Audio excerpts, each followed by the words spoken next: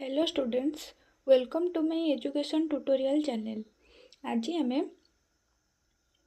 +3 third semester education honours core 5 रो unit 1 नु किछटा सिलेक्टेड लॉन्ग क्वेश्चन डिस्कशन करिबा। जो लॉन्ग क्वेश्चन की एग्जाम रिलेटेड अच्छी एग्जाम रे पढ़िबार 50 ରୁ 60% चांस अच्छी। तो तेबे चलतु भिडियोटी को आरंभ करिबा। क्वेश्चन कौन अच्छी ना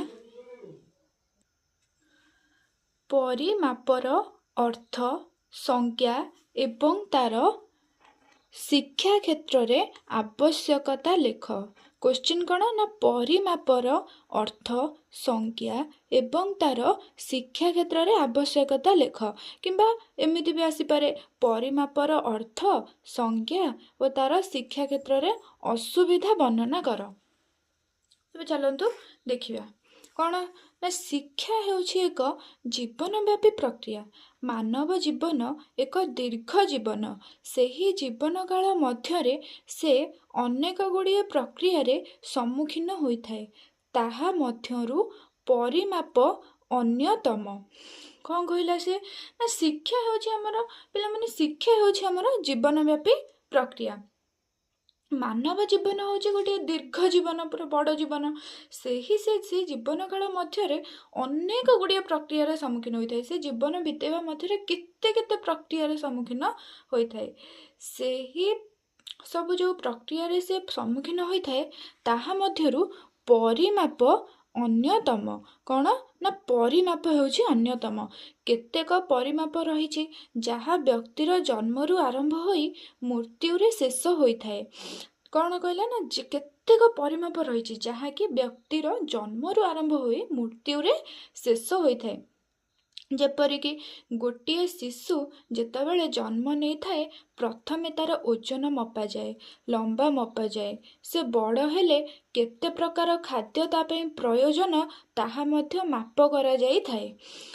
कौन ना गोटे शिशु जेतेबेले जन्म नहीं थाए, जेतेबेले गोटे शिशुटे जन्म नेउची सेतेबेले तार कौन तार प्रथमे ओजन मपा जाउची। डॉक्टर माने तार प्रथमे ओजन मापुचंती, तापर तार लंबा मापुचंती। से शिशुटी केते लंबा हेइची ताको मापुचंती। तापर से जेतेबेले आस्ते आस्ते बड़ होउची से शिशु अवस्था रे से जेतेबेले खाद्य ग्रहण करने को आसुची सेतेबेले से कौ खाद्य ग्रहण करिवो, ता पई कौ खाद्य तले भल, ता शरीर पई कौ खाद्य भल, से सब विषय रे मध्य मपा जाई थाए।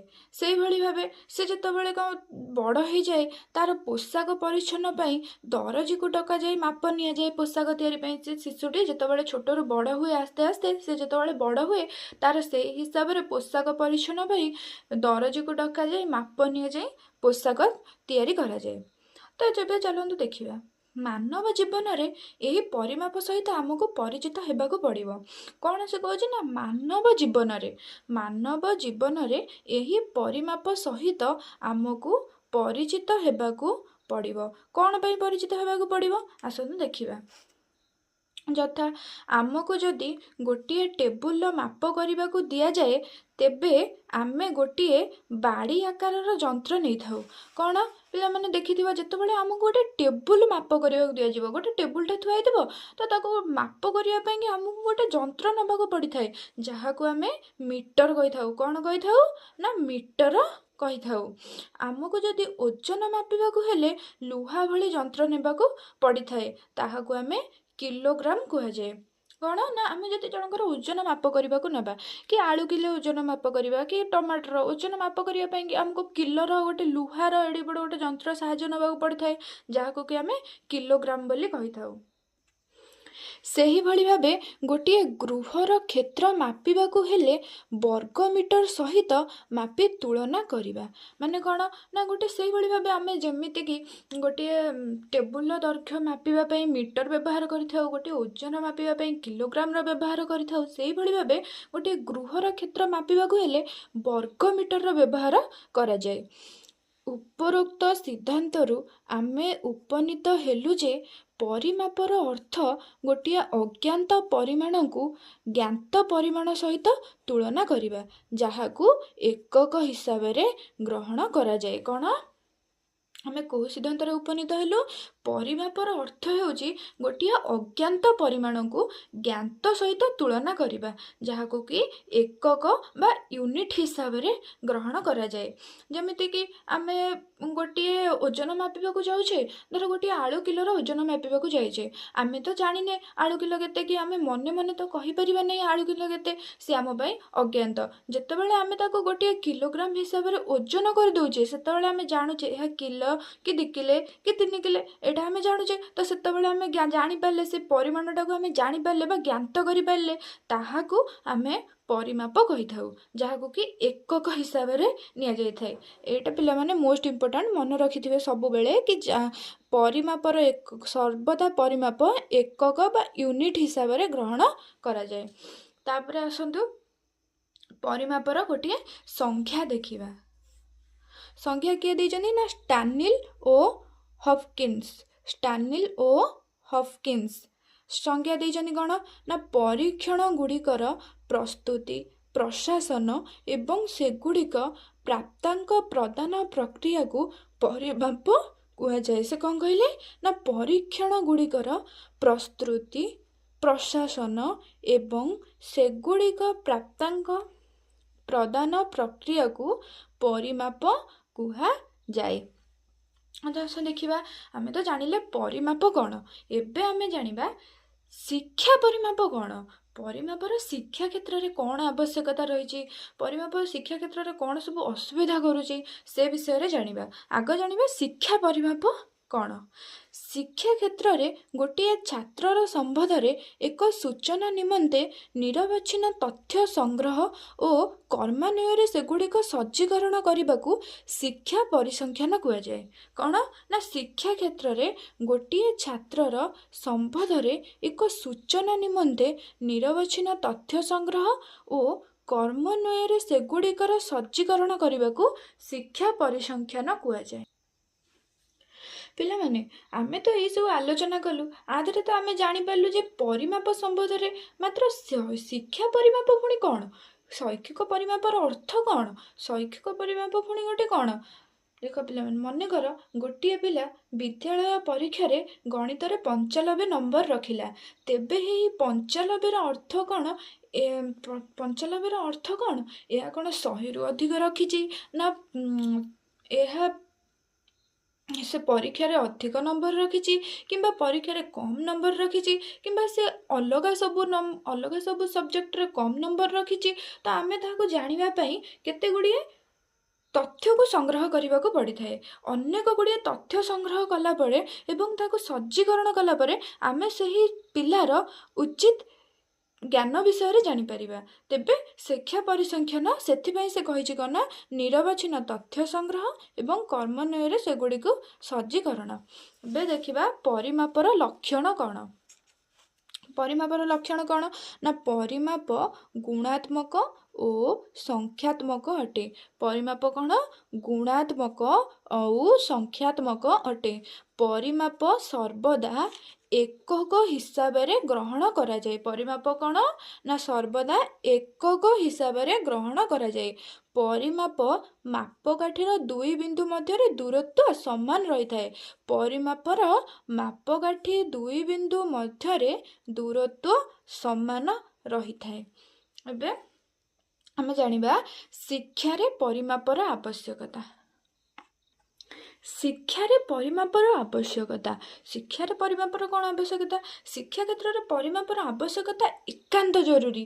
ଶିକ୍ଷା କ୍ଷେତ୍ରରେ ପରିମାପର ଏକାନ୍ତ ଜରୁରୀ ଆବଶ୍ୟକତା।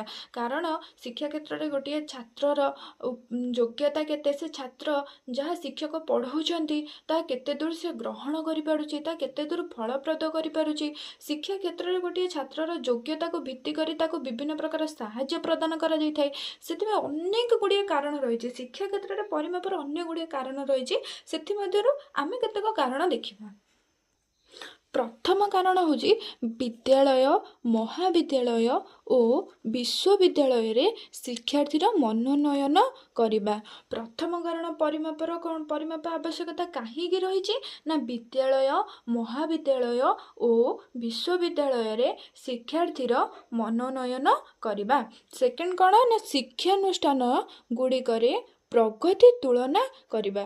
ଶିକ୍ଷା ଅନୁଷ୍ଠାନ ଗୁଡ଼ିକରେ ପ୍ରଗତି ତୁଳନା କରିବା ମାନେ କ'ଣ ନା ଶିକ୍ଷା ଅନୁଷ୍ଠାନ, ଆମର ତ ଗୋଟିଏ ଶିକ୍ଷା ଅନୁଷ୍ଠାନ ନୁହେଁ ନା, ବହୁତ ଶିକ୍ଷା ଅନୁଷ୍ଠାନ ଅଛି। ତ ସେସବୁ ଶିକ୍ଷା ଅନୁଷ୍ଠାନ ଗୁଡ଼ିକର କିଭଳି ଭାବେ ଶିକ୍ଷାଦାନ କରାଯାଉଛି, କେମିତି ଶିକ୍ଷାଦାନକୁ ଉନ୍ନତ କରାଯାଉଛି, ତ ସେଇ ସବୁକୁ ଆମେ ଗୋଟିଏ ଶିକ୍ଷାଦାନ ଅନୁଷ୍ଠାନ ସହିତ ଅନ୍ୟ ଶିକ୍ଷା ଅନୁଷ୍ଠାନକୁ ତୁଳନା କରିବା। ତାପରେ କ'ଣ ନା ଗୋଟିଏ ଶିକ୍ଷାନୁଷ୍ଠାନର ଯେକୌଣସି ଛାତ୍ର ସହିତ ଅନ୍ୟ ଶିକ୍ଷାନୁଷ୍ଠାନର ସମାନ ଶ୍ରେଣୀର ଶିକ୍ଷାର୍ଥୀକୁ ତୁଳନା କରିବା।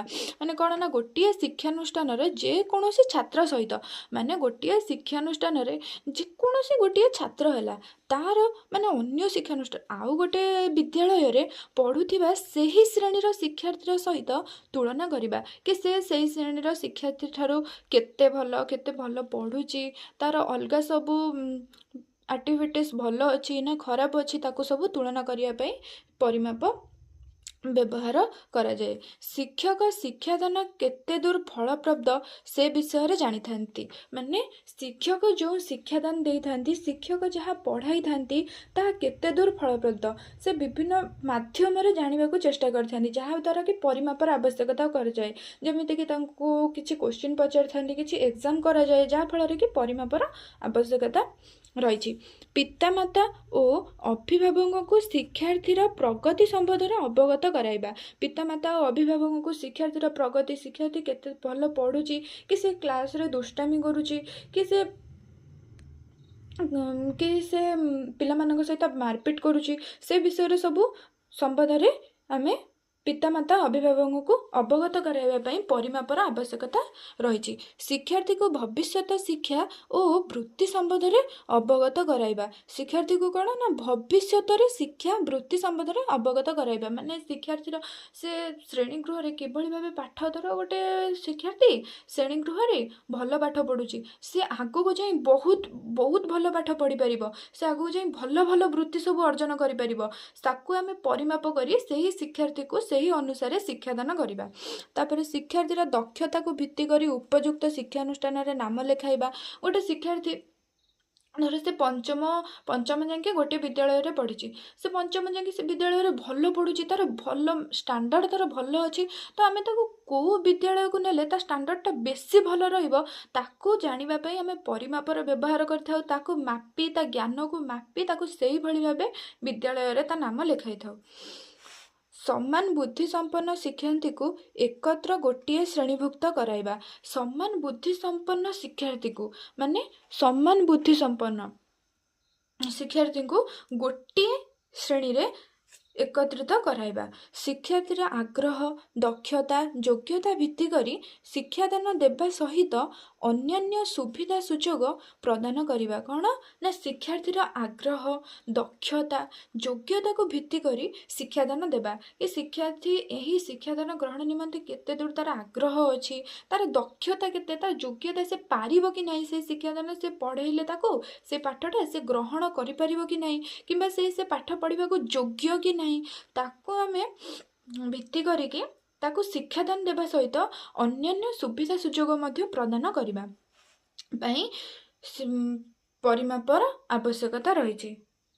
ତାପରେ କ'ଣ ଶିକ୍ଷକ ନିଜେ ନିଜ ଶିକ୍ଷାଦାନ ପ୍ରଣାଳୀର ମୂଲ୍ୟାୟନ କରିବେ। କ'ଣ ନା ଶିକ୍ଷକ ନିଜେ ନିଜ ଶିକ୍ଷାଦାନ ପ୍ରଣାଳୀର ମୂଲ୍ୟାୟନ କରିବେ। ଶିକ୍ଷକ ନିଜେ ଯେଉଁ ଶିକ୍ଷାଦାନ କରୁଛନ୍ତି, ଯେଉଁ ସବଜେକ୍ଟ ୱାଇଜ୍ ସେ ପଢ଼ାଉଛନ୍ତି, ଯେଉଁ ଚାପ୍ଟର ପଢ଼ାଉଛନ୍ତି, ତାର ନିଜେ ଶିକ୍ଷାଦାନ ପ୍ରଣାଳୀର ମୂଲ୍ୟାୟନ କରିବେ। ମାନେ ସେଇ ଯେଉଁ ଶିକ୍ଷାଦାନ କରିଛନ୍ତି ତା କେତେ ଦୂର ଫଳପ୍ରଦ, ସେଇ ତାଙ୍କର ଶିକ୍ଷାଦାନକୁ ଛାତ୍ରଛାତ୍ରୀମାନେ କେତେ ଦୂର ଗ୍ରହଣ କରିଛନ୍ତି, କେତେ ଦୂର ବୁଝିଛନ୍ତି, ତାହାକୁ ସେ ନିଜେ ମୂଲ୍ୟାୟନ କରିବେ। ତାପରେ କ'ଣ ଶେଷରେ ଆମର କୌଣସି ଏକ ଶିକ୍ଷାଦାନ ପ୍ରଣାଳୀର ମୂଲ୍ୟାୟନ କରିବା। କୌଣସି ବି ଗୋଟିଏ ଶିକ୍ଷାଦାନ ପ୍ରଣାଳୀର ମୂଲ୍ୟାୟନ କରିବା ନିମନ୍ତେ ଆମର ପରିମାପର ଆବଶ୍ୟକତା ରହିଛି। ପିଲାମାନେ ବୁଝିପାରିଲେ ଆମର ଶିକ୍ଷା କ୍ଷେତ୍ରରେ ପରିମାପର ଆବଶ୍ୟକତା ରହିଛି କାହିଁକି? ଶିକ୍ଷା କ୍ଷେତ୍ରରେ ବହୁତ କାରଣ ଯୋଗୁଁ ପରିମାପର ଆବଶ୍ୟକତା ରହିଛି। ଯେମିତିକି ଏତେ ଗୁଡ଼ିଏ କାରଣ ମୁଁ କହିଲି। ଶିକ୍ଷା କ୍ଷେତ୍ରରେ ଆମର ବିଭିନ୍ନ ପ୍ରକାର ବ୍ୟବହାର, ଗୋଟିଏ ଶିକ୍ଷାର୍ଥୀ ପରୀକ୍ଷାରେ କେତେ ମାର୍କ ରଖୁଛି, ଅନ୍ୟ ଶିକ୍ଷାର୍ଥୀ ଠାରୁ ସେ କେତେ ଭଲ କେତେ ଖରାପ, ତାହା ସବୁ ଜାଣିବା ପାଇଁ ଆମର ପରିମାପର ଆବଶ୍ୟକତା ନିଶ୍ଚିନ୍ତ ରହିଛି। ଏବେ ଆମେ ଜାଣିବା ଶିକ୍ଷା କ୍ଷେତ୍ରରେ ପରିମାପର ଅସୁବିଧା। ଆମେ ତ ଶିକ୍ଷା କ୍ଷେତ୍ରରେ ପରିମାପର ଆବଶ୍ୟକତା ଏତେ ଗୁଡ଼ା ଜାଣିଲେ, ଏତେ ଗୁଡ଼ା ଶିକ୍ଷା କ୍ଷେତ୍ରରେ ପରିମାପର ଆବଶ୍ୟକତା ରହିଛି, କିନ୍ତୁ ଶିକ୍ଷା କ୍ଷେତ୍ରରେ ପରିମାପର ଅସୁବିଧା ପୁଣି କ'ଣ? ଅସୁବିଧା ବି ମଧ୍ୟ ରହିଛି। ଆସନ୍ତୁ କ'ଣ ଜାଣିବା। କ'ଣ କହୁଛି ଦେଖ, ସାଧାରଣତଃ ଭୌତିକ ବିଜ୍ଞାନରେ ପରିମାପ ଠିକ୍ ଭାବରେ ବ୍ୟବହୃତ ହୋଇଥାଏ। ସେହି ପରିପ୍ରେକ୍ଷୀରେ ଯେଉଁ ପରିମାପ ବ୍ୟବହାର କରାଯାଇଥାଏ ତାହା ବିଶେଷ କରି ଠିକ୍ ଓ ଭ୍ରାନ୍ତି ଶୂନ୍ୟ ମଧ୍ୟ। କ'ଣ କହୁଛି ନା, ସାଧାରଣତଃ ଆମର ଭୌତିକ ବିଜ୍ଞାନରେ ପରିମାପ ଠିକ୍ ଭାବେ ବ୍ୟବହୃତ ହୋଇଥାଏ। ସେହି ପରିପ୍ରେକ୍ଷୀରେ ଯେଉଁ ପରିମାପ ବ୍ୟବହାର କରାଯାଏ ତାହା ଠିକ୍, ତାହା ମଧ୍ୟ ଭ୍ରାନ୍ତି ଶୂନ୍ୟ। କାହିଁକି ନା ଆଜିର ଯୁଗ ବିଜ୍ଞାନର ଯୁଗ। ବିଜ୍ଞାନର ଅଗ୍ରଗତି ଫଳରେ ପରିମାପର ଅଭୂତପୂର୍ବ ପରିବର୍ତ୍ତନ ଘଟୁଛି। ବିଜ୍ଞାନର ଅଗ୍ରଗତି ଫଳରେ ପରିମାପର ଅଭୂତପୂର୍ବ ପରିବର୍ତ୍ତନ ଘଟୁଛି। ପୁରା କାଳରେ ବିଜ୍ଞାନର ଅଗ୍ରଗତି ଥିଲେ ମଧ୍ୟ ସଠିକ୍ ଭାବେ ପରିମାପ କରାଯାଇ ପାରୁନଥିଲା। ଆମର ପୁରାତନ କାଳରେ ବିଜ୍ଞାନ ଥିଲା କିନ୍ତୁ ସଠିକ୍ ଭାବେ ଅଗ୍ରଗତି କରାଯାଇ ପାରୁନଥିଲା। କାରଣ କେମିତି ଜାଣିବା? ଉଦାହରଣ, ଯେମିତି ଗୋଟେ ବଣିଆ ଦୋକାନରେ ସୁନା ଗହଣା ଓଜନ କରାଯିବା ସମୟରେ ବଣିଆମାନେ କାଇଞ୍ଚ, ଖଣ୍ଡ, ଏକ ପଇସି, କଣା ପଇସା ଏପରିକି ତାଙ୍କ ମନ ମୁତାବକ କେତେ ଗୁଡ଼ିଏ ଜିନିଷ ବ୍ୟବହାର କରି ସୁନା ଗହଣା ଓଜନ କରୁଥିଲେ, ଯେଉଁଥିରେ କି ଠିକ୍ ଭାବେ ପରିମାପ କରାଯାଇ ପାରୁନଥିଲା। ମାତ୍ର ବର୍ତ୍ତମାନ ବିଜ୍ଞାନର ଅଗ୍ରଗତି ଫଳରେ ବିଭିନ୍ନ ଯନ୍ତ୍ର ସାହାଯ୍ୟରେ ନିର୍ଭୁଲ ଭାବେ ପରିମାପ କରାଯାଉଛି। ସେ କ'ଣ କହିଲା ନା, ଗୋଟେ ସୁନା ଦୋକାନକୁ ଆମେ ଯେତେବେଳେ ପୁରାତନ କାଳରେ ଯେତେବେଳେ ସୁନା କିଣିବାକୁ ଯାଉଥିଲେ, ସେତେବେଳେ ଆମର ତ କିଛି ଯନ୍ତ୍ର ନଥିଲା କି ଓଜନ କରିବା ପାଇଁକି। ସେତେବେଳେ ଦୋକାନୀମାନେ କ'ଣ କରୁଥିଲେ ନା, ଗୋଟିଏ କ'ଣ ଖଣ୍ଡ, ଏକ ପଇସା, କଣା ପଇସା ଏମିତି ତାଙ୍କ ମନ ମୁତାବକ କିଛି ବି ଆଣିକି ମନ ମୁତାବକ ସେ ଦେଖାଇକି ଓଜନ କରୁଥିଲେ। କିନ୍ତୁ ତାହା ତ ଆମର ସଠିକ୍ ନଥିଲା। ସେ ଆମକୁ ଠକି ଦେଉଥିଲେ, ଆମଠୁ ଅଧିକ ପଇସା ନେଇଯାଉଥିଲେ, କମ୍ ଜିନିଷ ଦେଉଥିଲେ, ଏଇଭଳି ଭାବେ କରୁଥିଲେ।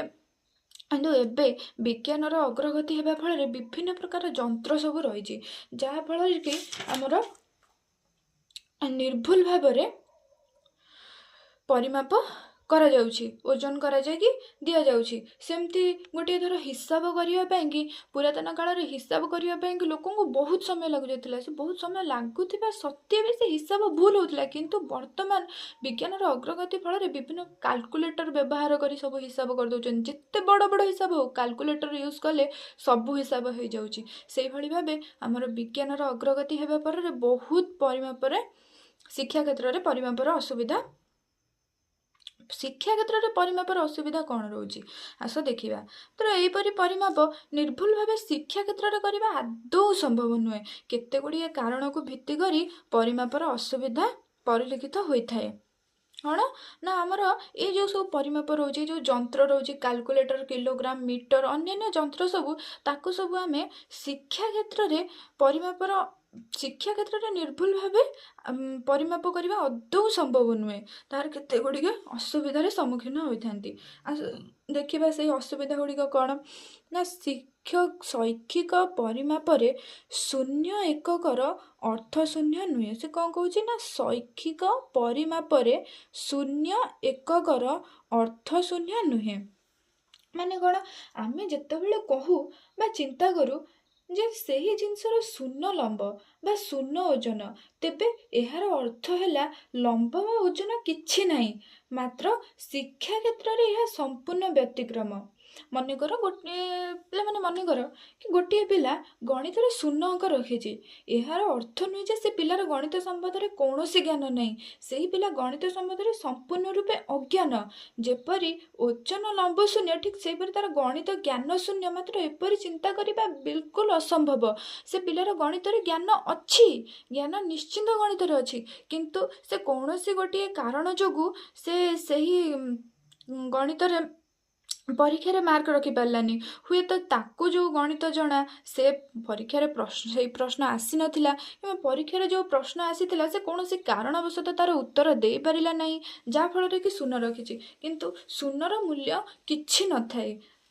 तापर कौन कौन से कौन से दुई संख्या मध्य व्यवधान स्थिर नुहे से कौन कहला ना कौन से दुई संख्या मध्य व्यवधान स्थिर नुहे मैंने कौन मनकर गणित 5 और 4 मध्य जो प्रभेद रही 15 14 मध्य ना कहीं ना 5 और 4 मध्य आमर केते प्रभेद रही गोटाए दुईटा प्रभेद रही कि 15 14 मध्य ताहा प्रभेद नाही आहुरी मध्य मनकर गोटे पिला गणित बा इंग्राजी रे 40 नंबर रखिला कौन कहते पिला माने जे गोटे पिला आमर गणित बा इंग्राजी रे 40 नंबर रखिला आउ गोटे पिला सही गणित बा इंग्राजी रे 20 नंबर रखिछि ता माने कौन से जो पिला गणित रे 40 नंबर रखिछि ये जो 20 नंबर रखिछि से तार ज्ञान एते कम ता ज्ञान तो एते कम आमे तो ताहा कल्पना करि परिबा नहीं ताहा जानिबा पई हमकु से पिलार अलग सब विषय रे जानिबा को हेबो हुए तो से पिलार इंग्राजी रे नॉलेज कम थाई पारे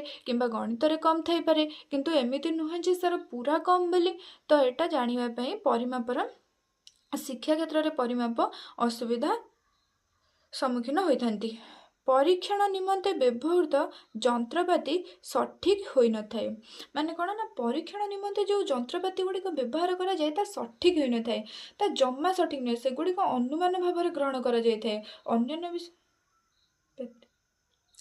से गुड़ी को कौन ना आमर अनुमान भाव में ग्रहण करा जाए थाए जेमती गोटे अनुमान जो जंत्रपाति गुड़िक तो परीक्षा किसी व्यवहार परीक्षण निमंते व्यवहार करा जाए नहीं ताकू आम अनुमान रे ग्रहण करथाउ कि एटा या हेइथिबो से सेतिकी मार्क रखिथिबो कारण तार ज्ञान नाही एई भली भाबे किछि अनुमान करा जाय थाए किंतु सठिक जंत्रपाति तो व्यवहार करा जाय न थाए तापर लास्ट पॉइंट हमर कोन शिक्षा क्षेत्र रे सठिक परिमाप निमंते शिक्षकों भूमिका एकांत गुरुत्वपूर्ण कौन ना शिक्षा क्षेत्र रे सठिक परिमाप निमंते शिक्षकों भूमिका अत्यंत गुरुत्वपूर्ण कहीं कारण जो शिक्षक परिमाप करिवे तांको ऊपर सठिक परिमाप निर्भर करे कारण तांकर व्यक्त ऊपर जो धारणा अछि अभिज्ञ से अनुसार तांकर नंबर बा परिमाप करा जाय थाए शिक्षक कारण शिक्षक जने छात्र जदि गोटे क्लास टीचर से क्लास रो सबु छात्र माननकु एकत्र करिकि से पढ़ाउचंती तो सी जो सब्जेक्ट ऊपर पढ़ाउचंती तो से शिक्षक ही जानिथिबे जेतबेले से शिक्षक एग्जाम माने जेतबेले शिक्षक क्लासरूम रे किछि क्वेश्चन करथिबे पिलांकु पचारथिबे क्वेश्चन कि से पिला माने जो पिला माने रेस्पोंड करथिबे जो पिला माने उत्तर दउथिबे तो से माननकु शिक्षक ही भलो भाबे रे जानिथिबे ना तो से परिमाप शिक्षक ठीक भाबे करि परिबे जदि शिक्षक से परिमाप से ही जो सब्जेक्ट रो शिक्षक से ही जदि से माने जदि से परिमाप न करिवे तेबे तो हमें असुविधा हेबो शिक्षा क्षेत्र रे तो शिक्षा क्षेत्र रे एही सब कारण जोगु हमर परिमापर असुविधा होई थाए